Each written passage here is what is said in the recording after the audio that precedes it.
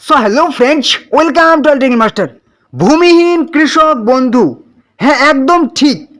এবার থেকে আপনার নামে জমি না থাকলেও আপনি পাবেন কৃষক বন্ধু, যেখানে আবেদন করলে আপনারা সবাই পাবেন বছরে 4,000 টাকা। আজকের ভিডিওতে সম্পূর্ণ নতুন নিয়মে ফর্ম ফিল আপের পদ্ধতি দেখানো হয়েছে, কারণ এই 10টি ভুল করলে কিন্তু আপনি টাকা পাবেন না। তাহলে দেখে নিন একদম সঠিক পদ্ধতিতে কীভাবে ফর্ম ফিল আপটি করবেন এবং কি কি শর্ত আছে, সম্পূর্ণ ডিটেলস আজকের ভিডিওতে দেওয়া হয়েছে। অবশ্যই ভিডিওটি শেষ পর্যন্ত দেখতে থাকুন। তো সবার আগে দেখে নেব কারা কারা এই টাকাটি পাবেন। এই টাকাটি পেতে হলে আপনাকে সবার প্রথম হতে হবে পশ্চিমবঙ্গের বাসিন্দা। ঠিক আছে, আপনি যদি পশ্চিমবঙ্গের বাসিন্দা হন তাহলে কিন্তু আপনি এই টাকাটা অবশ্যই পাবেন 4,000 টাকা, দুই কিস্তিতে। ঠিক আছে, দুইবার, একবার রবি শস্যের মরশুমে, একবার খারিফ শস্যের মরশুমে 2,000 করে 4,000 টাকা পাবেন। এবারে চলে আসি, আপনি যে ফর্ম ফিল আপটি করবেন সাথে কি কি ডকুমেন্টস নেবেন, সাথে কি কি কাগজপত্র নেবেন। অবশ্যই আপনাকে আধার কার্ডের জেরক্স কপি নিতে হবে, ভোটার কার্ডের জেরক্স কপি নিতে হবে। যদি না থাকে কোনো অসুবিধা নেই। অবশ্যই আপনাকে ব্যাংক অ্যাকাউন্টের ডিটেলস, অর্থাৎ যেই ব্যাংকে টাকা ঢুকবে সেই ব্যাংকের প্রথম পৃষ্ঠার জেরক্স দিতে হবে, কিংবা ক্যান্সেল চেক দিলেও হবে। অবশ্যই আপনাকে মোবাইল নাম্বার একটা দিতে হবে, যেখানে আপনার আধার নাম্বার এবং ব্যাংকের যেখানে আপনার কিন্তু ব্যাংক অ্যাকাউন্ট এবং আধার নাম্বারের সাথে যুক্ত আছে মোবাইল নাম্বার, সেই মোবাইল নাম্বারটি দেবেন। এবার হচ্ছে সেলফ ডিক্লারেশন ফর্ম, আপনাকে অবশ্যই কিন্তু সেলফ ডিক্লারেশন ফর্ম জমা দিতে হবে। এই ফর্মটি ফিল আপ করবেন, সাথে সেলফ ডিক্লারেশন ফর্ম এবং আধার ডাটা ফর্ম। সেগুলা কি অবশ্যই ভিডিওর মধ্যে বলে দেওয়া হয়েছে, ভালো করে দেখে নিন। এবং অবশ্যই আপনাকে একটা ফটো, পাসপোর্ট সাইজের ফটো নিতে হবে। এবারে চলে আসি, আপনাকে কিন্তু অবশ্যই পশ্চিমবঙ্গের বাসিন্দা হতে হবে, যেটা প্রথমেই বলা হয়েছে। তো সবার প্রথম কি হবে, সবার প্রথম যে ভুলটি করা হচ্ছে সেটা হচ্ছে কি, প্রথমেই ব্যক্তির নাম ও তথ্যের অমিল। ঠিক আছে, আপনি কিন্তু এখানে ইংরেজিতে বড় হাতের অক্ষরে আপনার নাম এবং পদবি দেবেন। সেটা কিন্তু অবশ্যই আধারের ডিটেলস দেখে দেবেন, কিংবা ভোটার কার্ডের ডিটেলস দেখে দেবেন। ঠিক আছে, তারপরে এই সমস্ত ঘরগুলি ফিল আপ করবেন। গ্রামের নাম দেবেন, গ্রাম পঞ্চায়েত, পোস্ট অফিস। ঠিক আছে, তারপর ব্লক, পুলিশ স্টেশন, থানা, জেলা, পিন নাম্বার দিয়ে দেবেন। এবার এখানে বলেছি আপনার যদি পুরুষ হন তাহলে কিন্তু পিতার নাম দেবেন, যদি মহিলা হন আপনি তাহলে কিন্তু এখানে হাজব্যান্ডস অর্থাৎ স্বামীর নাম দেবেন। 2 নম্বরে চলে আসি, ভুল যেটা হয়ে থাকে, আপনি এখানে জন্ম তারিখ দিলেন, মাস দিলেন, বছর দিলেন, ঠিক আছে, কিন্তু এই যে এখানে একটা ভুল করে দিচ্ছেন, সেটা হচ্ছে কি, এখানে আপনার বয়সটা বসাতে হবে। 2 নম্বর ভুল যেটা হয়ে থাকছে, এখানে আপনার বয়সটা 1/4/2026 অনুযায়ী আপনার বয়স কত হচ্ছে সেটা এখানে কিন্তু শুধুমাত্র বছরটি বসাতে হবে। আপনার যদি 25 বছর হয় 25 বছর বসিয়ে দেবেন। ঠিক আছে, 40 বছর হলে 40, 30 হলে 30, সেটা কিন্তু বসিয়ে দেবেন। 1/4/2026 অনুযায়ী একটু হিসেব করে নেবেন। তারপরে এই সমস্ত ঘরগুলি যেরকম ফিল আপ করার করবেন, আপনার লিঙ্গ, জেন্ডার সিলেক্ট করবেন, পুরুষ নাকি মহিলা নাকি আদার, তারপরে কাস্ট, জেনারেল নাকি এসসি নাকি এসটি নাকি ওবিসি। এবারে চলে আসি, খুবই আরেকটা যেটা ভুল সেটা হচ্ছে কি, মোবাইল নাম্বার দিতে হবে। কোন মোবাইল নাম্বারটা দেবেন, এখানে পরিষ্কার করে উল্লেখ করা হয়েছে 3 নাম্বার যেটা ভুল হয়ে যায়, আপনার mobile number link with bank account. যেই মোবাইল নাম্বারটা ব্যাংকের সাথে যুক্ত আছে, আপনার যে ব্যাংকে টাকা ঢুকবে সেই ব্যাংকের সাথে যুক্ত আছে, সেই মোবাইল নাম্বারটা এখানে বসাবেন। ঠিক আছে, এবং আধার নাম্বারের সাথে যুক্ত আছে সেই মোবাইল নাম্বারটা এখানে বসাবেন। তারপর এখানে আধার কার্ডের নাম্বার বসিয়ে দেবেন, যেটা বসাতেই হবে আধার কার্ডের নাম্বার। তারপর এখানে ভোটার কার্ডের নাম্বার কিন্তু বসিয়ে দেবেন, এটা না হলেও অসুবিধা নেই। এবারে চলে আসি, 4 নাম্বার ভুল যেটা হয়ে থাকে সেটা হচ্ছে কি, ব্যাংক অ্যাকাউন্ট অনুযায়ী আপনার ব্যাংক অ্যাকাউন্টের ডিটেলস, আপনার নাম উপরের দিকে যেটা দিলেন আধার কার্ড কিংবা ভোটার কার্ড দেখে, ঠিক আছে। এবার ব্যাংকে অনেক কারো কিন্তু নাম অন্য থাকে, বানান অন্য থাকে, নাম না বানানটা অন্য থাকে, হয়তো একটু নামও অন্য চেঞ্জ হতে পারে। এখানে কি বলেছে, name as per bank account, আপনার ব্যাংক অ্যাকাউন্টের এবার ডিটেলস দিতে হবে। যেহেতু ব্যাংক অ্যাকাউন্টে আপনার কি নাম আছে সেই নামটা কিন্তু এখানে বসাবেন। আধার কার্ড কিংবা ভোটার কার্ড দেখে এই নামটা কখনো বসাবেন না, নাহলে কিন্তু ভুল হয়ে যাবে। এখানে ব্যাংক অ্যাকাউন্টে আপনার কি নাম আছে সেই নামটা বসাবেন। এখানে ব্যাংক অ্যাকাউন্টের নাম্বার দেবেন। এখানে আইএফএসসি কোড নাম্বার দেবেন, ব্যাংক বইটা খুললেই, পাস বইটা খুলে আপনি দেখতে পাবেন আইএফএসসি নাম্বার আছে, সেটা বসিয়ে দেবেন।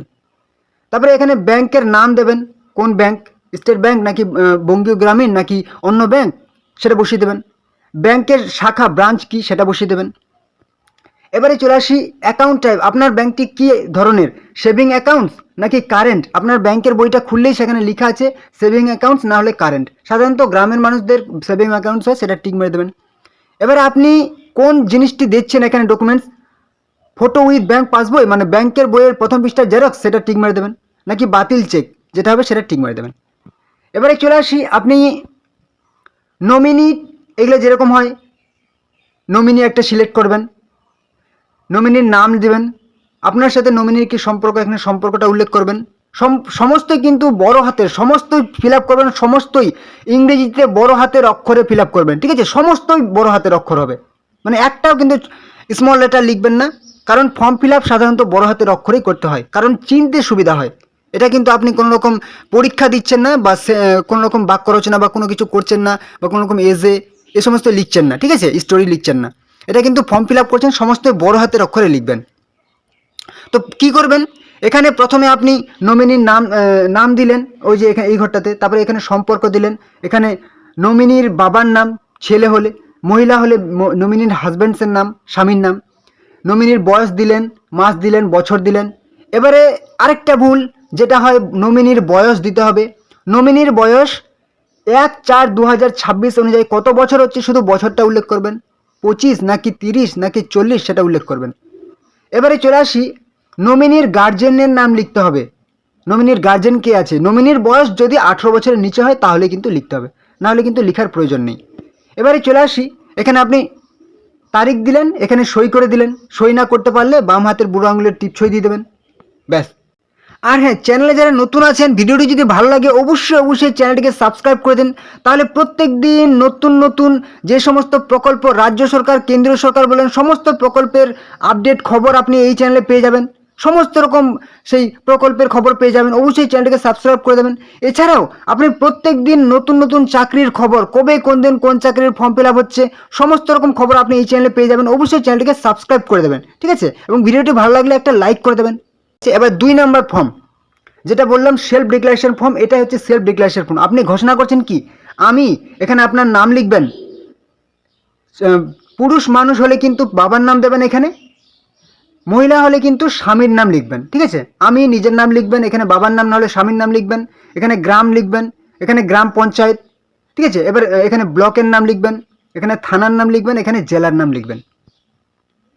এবারে চলে আসি, এখানে যারা সব থেকে যারা বড় ভুলটা করেছেন এই যে এখানে, ঠিক আছে, কারণ এখানে বলে দিয়েছে রাজ্য সরকারের নিম্নলিখিত প্রকল্পের একজন সুবিধাভোগী, মানে আপনি নিম্নলিখিত যে কোন প্রকল্পটি পাচ্ছেন সেটা এখানে কিন্তু উল্লেখ করতে হবে। কৃষক বন্ধু পাচ্ছেন আগে থেকে, টিক মারতে হবে, লক্ষ্মীর ভাণ্ডার পাচ্ছেন, টিক মারতে হবে, অন্যান্য পাচ্ছেন এখানে লিখতে হবে।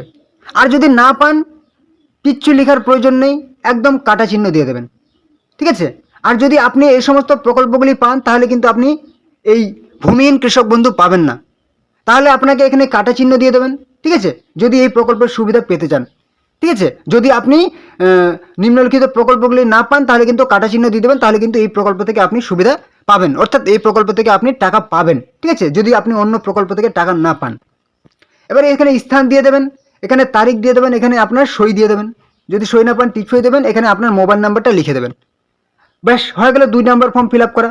এই যে এটাই কিন্তু 2 নম্বর ফর্ম, যেটা ইংরেজিতে আছে, যে কোনো একটা ফিল আপ করলেই হবে। এবারে 3 নম্বর ফর্ম, যেখানে আপনি আধার সঙ্গে যুক্ত মোবাইল নাম্বারের তথ্য দিতে হবে, কিংবা আধারের তথ্য দিতে হবে। আমি ঘোষণা করছেন, নিজের নাম লিখবেন, এখানে বাবার নাম কিংবা স্বামীর নাম লিখবেন, এখানে গ্রামের নাম দেবেন, এখানে গ্রাম পঞ্চায়েতের নাম, এখানে ব্লক, এখানে জেলার নাম দিয়ে দেবেন, ব্যাস। নিচে চলে আসুন, নিচে বলেছে আধার নাম্বার, এখানে আধার নাম্বারটা বসিয়ে দেবেন, এখানে বলেছে আধারের সঙ্গে যুক্ত মোবাইল নাম্বার, এখানে মোবাইল নাম্বারটা বসিয়ে দেবেন, অবশ্যই আধারের সঙ্গে যুক্ত মোবাইল নাম্বার বলেছে কিন্তু মোবাইল নাম্বারটা বসিয়ে দেবেন, এখানে আধার নাম্বারটা বসিয়ে দেবেন, এখানে ভোটার কার্ড নাম্বারটা বসিয়ে দেবেন, ব্যাস।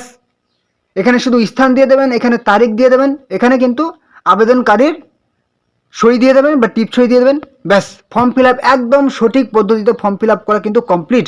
এটা যেটা ফর্ম ফিল আপ করলেন এটা ইংরেজিতে আছে, যে কোনো একটা ফিল আপ করবেন, একদম সঠিক পদ্ধতিতে ফর্ম ফিল আপ, এই নিয়মে যদি ফর্ম ফিল আপ করেন আপনার টাকা কিন্তু কোনোভাবেই আটকাতে কেউ পারবে না, আপনি কিন্তু টাকা পাবেনই পাবেন। ঠিক আছে, তো অবশ্যই চ্যানেলে যারা নতুন আছেন, ভিডিওটি যদি ভালো লাগে চ্যানেলটিকে অবশ্যই সাবস্ক্রাইব করে দেবেন, তাহলে সমস্ত রকম প্রত্যেক দিন নতুন নতুন সমস্ত রাজ্য সরকার কেন্দ্র সরকার প্রকল্পের আপডেট আপনি এই চ্যানেলে পেয়ে যাবেন। ঠিক আছে, কবে কোন দিন কোন সেই প্রকল্পের ফর্ম ফিল আপ হচ্ছে কিংবা কোন চাকরির ফর্ম ফিল আপ হচ্ছে, প্রত্যেক দিন নতুন নতুন চাকরির ফর্ম ফিল আপ আপনি এই চ্যানেলে পেয়ে যাবেন। অবশ্যই চ্যানেলটিকে সাবস্ক্রাইব করে দেবেন, ভিডিওটি ভালো লাগলে একটা লাইক করবেন, কোনো রকম যদি সমস্যা হয় তাহলে কিন্তু কমেন্ট করবেন, এবং অবশ্যই অবশ্যই ভিডিওটি আপনাদের বন্ধু বান্ধবী আত্মীয় পরিজনের সাথে শেয়ার করে দেবেন, অনেক অনেক আপনাদের বন্ধুদের গ্রুপে পাঠিয়ে দেবেন, হোয়াটসঅ্যাপ ফেসবুক গ্রুপে, তাহলে তারাও যেন এই গুরুত্বপূর্ণ আপডেটটি পেয়ে যায়, অবশ্যই ফর্ম ফিল আপগুলি করতে পারে, অবশ্যই শেয়ার করে দেবেন। তো এই ছিল আজকের ভিডিও, পরবর্তী ভিডিওতে আবার দেখা হবে।